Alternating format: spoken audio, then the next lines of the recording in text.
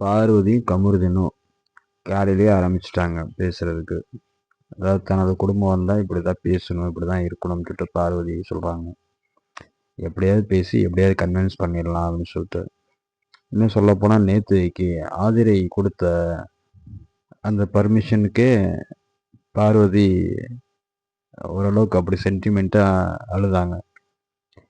அப்போ கூட பார்த்தீங்க அப்படின்னா கமருதீன் வந்து அக்கா பொண்ணுங்க வரணும், அக்கா வரணும் அப்படிங்கிற மாதிரி தான் பேசினார் ஒழிய பார்வதி ஃபேமிலி வரணும் அப்படிங்கிற மாதிரி கமருதீன் பேசலை. பார்வதி ஓரளவுக்கு அவங்களுக்கு ஆதிரை சப்போர்ட் பண்ணதுனால வேறு வழி இல்லாமல் கமருதீன் ஓகே அப்படின்னு சொல்லிட்டு ஒத்துக்கிற மாதிரி ஒரு ஒரு ஒரு என்ன சொல்கிறது, ஒரு சந்தோஷமான வெளிப்பாடு படுத்தினார்.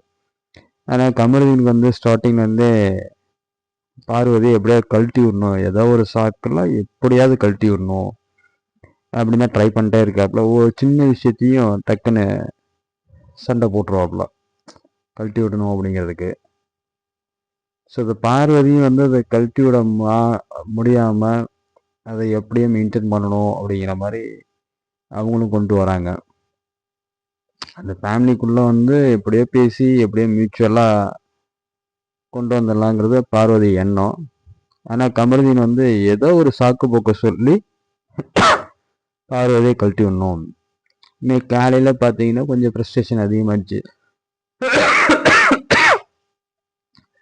பார்வதியை கழட்டி விடணும் அப்படிங்கிற மாதிரியே இனிமேலும் எனக்கு எதுவும் இல்லை அப்படிங்கிற மாதிரி பேசுகிறாப்புல. ஒரு கட்டத்தில் இதை பார்வதி ராங் டச்சுன்னு ஏதோ சொல்லிட்டாங்க அப்படிங்கிற மாதிரி ஒரு வேர்டு. இதை வந்து நம்ம டைட்டில் வின்னர் திவ்யா கணேசன், ஆமாங்க திவ்யா கணேசன் தான் டைட்டில் வின்னர், அதில் எந்த மாற்று கருத்தும் கிடையாது. ஏன்னா திவ்யா கணேசன் வரப்பெல்லாம் விளம்பரம் ஃப்ரேமில் போடுறாங்க, அதையும் என்ன நான் அட்டாச் பண்ணேன், அதை நான் வந்து ரீல்ஸில் போடுறேன் பாருங்கள். விஜய் டிவியும் பிக் பாஸும் ரொம்ப ஜால்ரா. ஆக்சுவலாக பிக் பாஸ் கண்ட்ரோலே கிடையாது, டைரெக்டாக விஜய் டிவி கண்ட்ரோலாக நடக்குது இது. ஸோ இப்படி ஒரு போயிட்டுருக்கப்ப திவ்யா கணேசனும் சாண்ட்ராவும் பேசிக்கிறாங்க.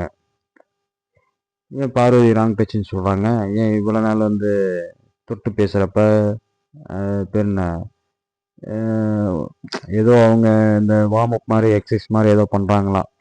ஸோ இப்போ ஸ்ட்ரெச் பண்ணுறப்பெல்லாம் இப்போ தொடலையா போலையா வரலையா, இப்போ மட்டும் உங்களுக்கு என்ன வந்துச்சு அப்படிங்கிற மாதிரி திவ்யா கணேசன் வேணுக்கும்னே கேமராவுக்காக பதிவு பண்ணுறாங்க, சாண்ட்ராவுக்காகவும். இது பத்தாததுக்கு நம்ம அரோகரா கமருதீன்ட்ட கொஞ்சம் வேற மாதிரி ஏற்றி விடுறாங்க. அரோகரா இந்த லட்சணம் நமக்கு தெரியாதான்னா, எப்படி கமருதீனை வந்து பேச விடக்கூடாது, பழகக்கூடாது, அங்கே பேசுனா எனக்கு ஒரு மாதிரி இருக்கு அப்படின்னு சொன்னவங்க தான் இந்த அரோகரா. அது ஒரு மாதிரி ஃபீலிங்காக இருக்குன்னு சொன்னவங்க இந்த அரோகரா. கடைசியாக இன்னைக்கு அப்படியே மாற்றி பேசுகிறாங்க அரோகரா. எனக்கெல்லாம் அந்த மாதிரி ஃபீலிங்லாம் கிடையாது, அந்த பொண்ணுக்கு அது விருப்பமாக இருக்கும்னு நான் விட்டுட்டேன், என் பேசுறதை விட்டுட்டேன் போகட்டும்னு சொல்லிட்டு. நல்ல அது என்ன சொல்கிறது, எப்படி சொல்கிறது, அது சொல்லக்கூடாது, பட் ஆனால் நல்லவங்க மாதிரி அரோகரா நடந்துக்கிறாங்களாம். ஏன்னா நம்ம கமருதீன் பார்த்தீங்கன்னா, கமருதீன் சொல்கிற காமுதீன் காமுகன் அப்படிதான் சொல்லணும். அவரோட இது பாயிண்ட் ஆஃப் வியூ 100% எப்படியாவது கழட்டி விட்டுறணும், ஏதோ ஒரு ஃபேமிலி வர்றதுக்குள்ள எப்படியோ ஒரு சின்ன சண்டையை பெருசாக்கி கழட்டி விட்டுறணும் அப்படிங்கிறதா கமருதீனோட எண்ணம், முக்கியமான எண்ணம். அதில் எந்த மாற்று கருத்தும் இல்லை.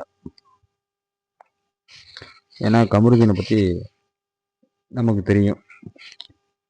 பிக் பாஸ் முதல் வாரத்தில் துஷாரும் நம்ம ஆரோராவும் பேசிகிட்டு இருந்தாங்க, அதை பாத்ரூம் ஏரியாவில் உட்காந்து. அந்த டைமில் அந்த நைட்டில் உட்காந்து பேசிகிட்டு இருக்கப்பயே இவர் போயிட்டு நான் கூட தனியாக பேசணும், இன்னமத்தில் கூட பேசணும்னு தோணுது அப்படின்னு பேசுவார். இதுக்கு நடுவில் அதுக்கப்புறம் கொஞ்சம் இவங்க அது பேர் என்ன பார்வதி கனெக்ட் ஆகிருக்காங்க. சரி, பார்வதிக்குள்ளே ஒரு ரிலேஷன்ஷிப் வந்த மாதிரி எல்லாமே சொல்கிறாங்க, பட் நம்ம எதுவும் கண்ணால் பார்க்கலங்க. கட்டி பிடிச்சிக்கிறாங்க, பேசுகிறாங்க, right okay. But Vijay Sethupathi அந்த ஜெயில் டாஸ்க் அப்போ ஜெயிலில் ஒன்றா இருந்தப்ப பாருங்க பண்ணுறதெல்லாம் பண்ணிட்டு எப்படி இருக்காப்ல அப்படின்னு சொல்லிட்டு மறைமுகமாக சொன்னாப்ல. விஜய் சேதுபதி அந்த வேர்டு அன்னைக்கு சொல்லலைன்னா யாருக்கும் எதுவும் தெரிஞ்சிருக்க போறதில்ல. ஏன்னா இவங்க ஜெயிலுக்குள்ள என்ன நடந்ததுன்னு சேனல் போட்டு கட்டினா தானே நமக்கு தெரியும். அது எதுவும் தெரியல. ஸோ அதை வச்சு ஒரு யூகிக்கிறோம் அவங்களுக்குள்ள ஃபிசிக்கலாக ஏதோ உறவுகள் இருக்கும் அப்படிங்கிற மாதிரி. அவ்வளோதான். ஸோ ரிலேஷன்ஷிப்பு அப்படி தான் நம்ம அதான் நான் நினச்சிட்டு இருக்கிறேன், மக்களும் நினச்சிட்டு இருப்பாங்க. அந்த அளவுக்கு தான் பார்வதியும் கமருதீனும் நடந்துக்கிறாங்க. ஸோ அப்படி இருக்கிறப்ப கமருதீன் பார்த்தீங்கன்னா சுத்தமானவர் கிடையாது.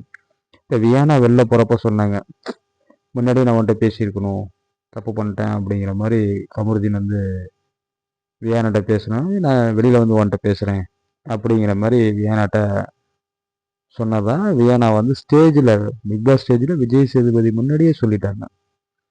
ஸோ அப்போ கூட வந்து பார்வதிக்கு ஒரு பெரிய ஹிண்ட்டு தான், ஏம்மா இந்த சனியை முடிச்சு என்னை விட்டுடுமா அப்படிங்கிறது. ஆனால் பார்வதியால் விட முடியல. அப்படின்னு என்ன அர்த்தம்? ஃபிசிக்கலில் மாட்டிக்கிட்டாங்கன்னு தான் அர்த்தம். ஸோ இந்த பார்வதி குடும்பம் எப்படி ஏற்றுக்கும் தெரியல. கண்டிப்பாக கமருதீன் ஏற்றுக்க மாட்டாப்புல, நான் அடித்து சொல்கிறேன். ஏன்னா வெளியில் யார் எப்படின்னு நமக்கு தெரியாதுங்க. பார்வதி எப்படி, கமருதீன் எப்படி அப்படிங்க நமக்கு தெரியாது, தெரிஞ்சுக்க வேணாம்.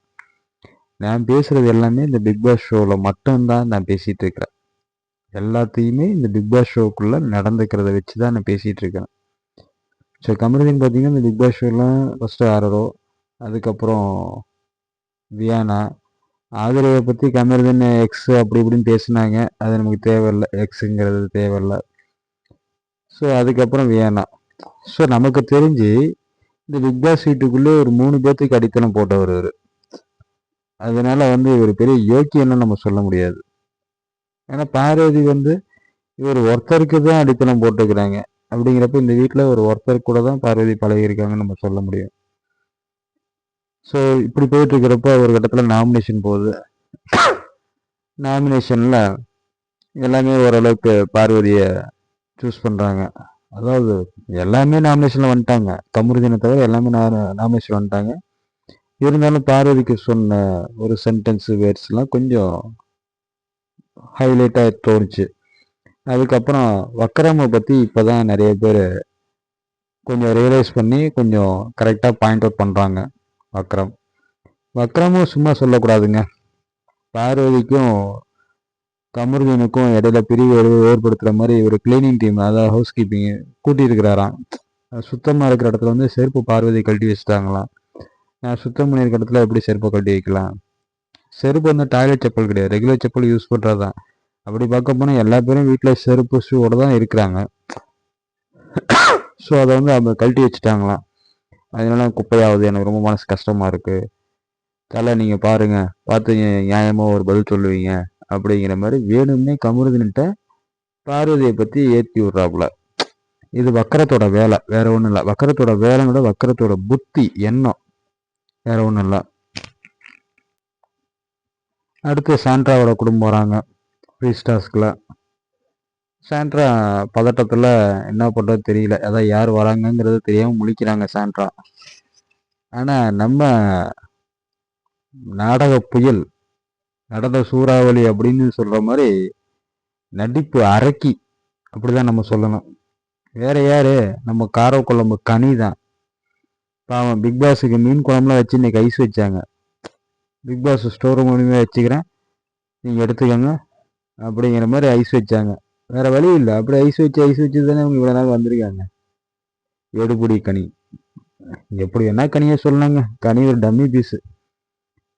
அந்த டாஸ்க் ஃப்ரீ டாஸ்கில் பாட்டு போட்டோன்னே வந்து இவங்க அப்படியே தேம்பி அழுகுறாங்க. அப்படியே என்னடா தேம்பி அழுகுறாங்கன்னு சொல்லிட்டு இந்த சைடு பார்த்தீங்கன்னா திவ்யா தட்டி கொடுக்குறாங்க. இந்த சைடு ஒரு ஸ்டேஜில் அவங்க பேர் என்ன, சாண்ட்ராவும் தட்டி கொடுக்குறாங்க. ஒரு கட்டத்தில் டோரை திறந்தோன்னே பிரச்சனை, அவங்க 2 பிள்ளைங்களும் நிற்கிறாங்க. சாண்ட்ரா அவங்க தட்டி கொடுப்பாங்க, அப்படியே இருந்துட்டு பண்ணுறாங்க. அப்பயும் கனியால் அப்படியே அழுகிய அப்படியே கண்ட்ரோல் பண்ண முடியாமல் நடிக்கிறாங்க. அப்படியே ரொம்ப இதாக. அதுக்கப்புறமே தான் அப்படியே கண்ட்ரோல் பண்ணிட்டாங்க உடனே. ஆனால் கண்ணு தண்ணி வரலங்க. என்ன ஒரு நாடகம் டெய் போங்கடா அப்படிங்கிற மாதிரி இருந்தது. எப்படியோ ஒரு வழியா பிரச்சனை அவங்க குழந்தைங்க உள்ளே வந்துட்டாங்க. உள்ளே வந்தோன்னே சாண்ட்ரா ஏற்கனவே பிக் பாஸ் அறிவிச்ச மாதிரி ஆக்டிவிட்டி ஏரியா போயிட்டாங்க. அங்கே ஒரு டாஸ்க் ஒன்று கொடுப்பாங்க. அந்த டாஸ்க்கை வந்து கரெக்டாக ஒரு குறிப்பிட்ட ஒரு டைமுக்குள்ளே, அதாவது எவ்வளோ டைமுக்குள்ளே பண்ணுறாங்களோ அவ்வளோ டைமில் வந்து உங்கள் ஃபேமிலியோட ஸ்பெண்ட் பண்ணலாம் அப்படிங்கிற மாதிரி சொல்லியிருந்தாப்புல பிக் பாஸ். பதட்டத்தில் சாண்ட்ராவால் பண்ண முடியல.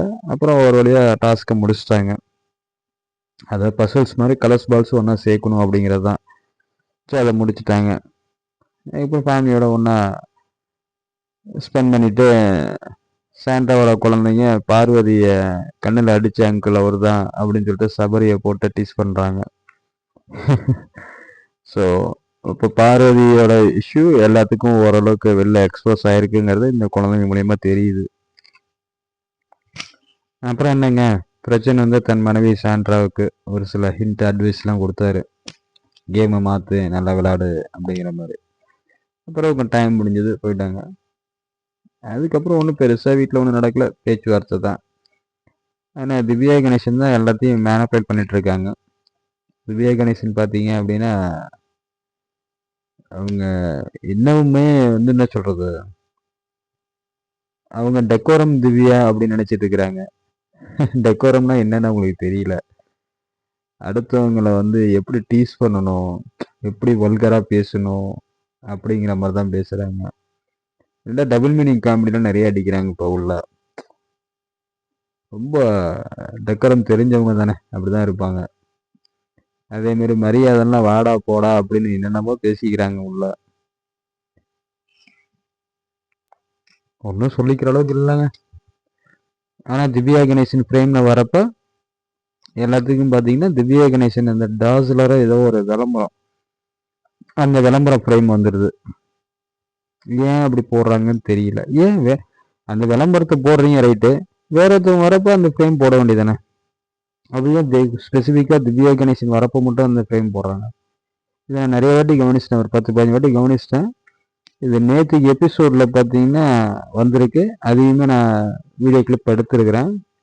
அது நான் ரீல்ஸில் போடுறேன். அது ஆக்சுவலாக போட்டால் ரைட்ஸில் மாட்டோம் அப்படின்னு பார்த்துட்டு நான் போடாமல் இருக்கிறேன். ஆமாம், அந்த மாதிரி ஒரு சில விஷயம்லாம் டைரெக்டாக விஜய் டிவி ஜால்ரா அடிக்குது. குறிப்பாக சொல்ல போனால் காமுகன் கமருதீனுக்கு ரொம்ப ஜால்ரா அடிக்குது விஜய் டிவியும் பிக் பாஸும். கண்டிப்பாக இந்த காமுகன் கமருதீன் வந்து டைட்டில் வின்னர் ஆகிறதுக்கு அருகதையற்றவர். ஸோ இந்த வீட்டில் வந்து நல்ல மனிதன் அப்படின்னு பார்த்தா அமித்து கொடுக்கலாம், அவ்வளோதான். அதான் நல்ல மனிதன் அப்படின்னு சொல்லிட்டு. ஒரு நல்ல கேமர் அப்படின்னா பார்வதி கொடுக்கலாம், அவ்வளோதான். மற்றது வேற யாருக்கு கொடுத்தாலும் எல்லாமே தகுதியற்றவங்க தான், நான் ஓப்பனாக அடித்து சொல்லுவேன். நன்றி, வணக்கம். இன்னையோட நாள் முடியுது. நாளை மீண்டும் உங்களை சந்திக்கிறேன். பாய்.